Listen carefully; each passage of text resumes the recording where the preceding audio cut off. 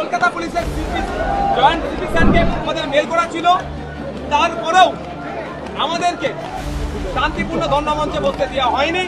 ধর্ণার মঞ্চে বসে আমি একটু কাঁদতে চাই। এই রাজ্য সরকার আমাকে শান্তি একটু শান্তিতে কাঁদতেও দিতে চাচ্ছে না। পূর্ণভাবে শাসক দলের তৃণমূল কংগ্রেসের কথা শুনে আমাদেরকে আটকানো হয়েছে। এসটিএসসি সার্টিফিকেট বাতিলের জন্য যেমন লড়াই চলবে, ওয়াকফ সংশোধনী আইন বাতিলের জন্য একইভাবে আমাদের লড়াই চলবে। যে কর্তারা ছিল সম্পূর্ণ অহৈতিকভাবে আমাদেরকে আটকাচ্ছে। আমার মাদ্রাসা মসজিদের জায়গা কেড়ে নেওয়া হচ্ছে। আমার অরিজিনাল আমি এসসি সমাজের মানুষ, আমার পরিবর্তে অন্যদেরকে সার্টিফিকেট দিচ্ছে। জনগণনা চলছে, অনেক ছেলে এখন শিক্ষা প্রতিষ্ঠানে হতে পারছে না। এই সমস্যা দুরবস্থা কাটিয়ে আনার জন্য আমাদের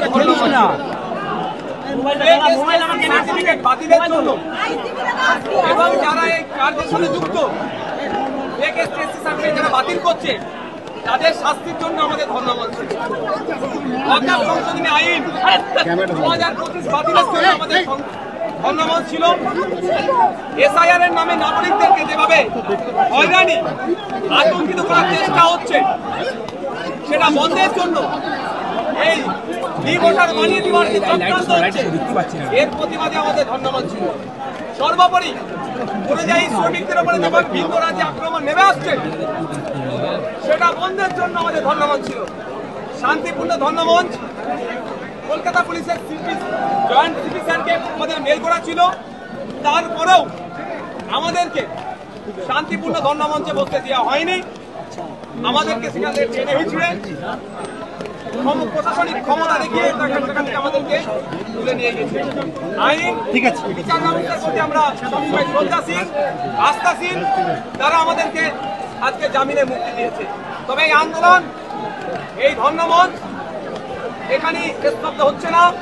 আগামীতেও আমরা এই ধর্ণা মঞ্চকে আগিয়ে নিয়ে যাব। ফেক এসটিএসসি সার্টিফিকেট বাতিলের জন্য যেমন লড়াই চলবে, ওয়াকফ সংশোধনী আইন বাতিলের জন্য একইভাবে আমাদের লড়াই চলবে।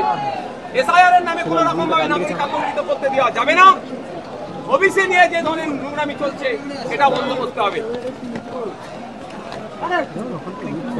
যেভাবে তোমাকে আরো একবার গ্রেপ্তার করা হলো এবং আদালতে বিচারক যখন জানতে চেয়েছে যে আনলফুল অ্যাসেম্বলির কোন ডকুমেন্ট সেটা কিন্তু দেখাতে পারেনি, কি বলবে? এটা কি একেবারে উদ্দেশ্য প্রণোদিত? আমি একটা কথা বলি, গতকালকে আমি বলেছিলাম যে কর্তারা ছিল সম্পূর্ণ অনৈতিকভাবে আমাদেরকে আটকাচ্ছে। এবার আপনারা অনৈতিকভাবে আটকাচ্ছেন, আমরা এই দুটো কথা বলে ফেলি।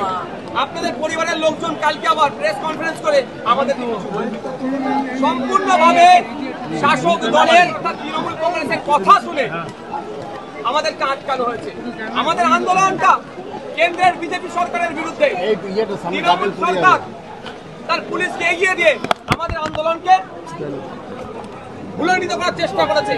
কোর্টের সম্মানীয় বিচারপতি যে প্রশ্ন করেছেন উত্তর দেওয়ার কোনো জায়গা নয়। আমরা সম্পূর্ণ নিরস্ত্র, না আমাদের হাতে লাঠি, না হাতে আমার কোনো অস্ত্র, কিছুই ছিল না।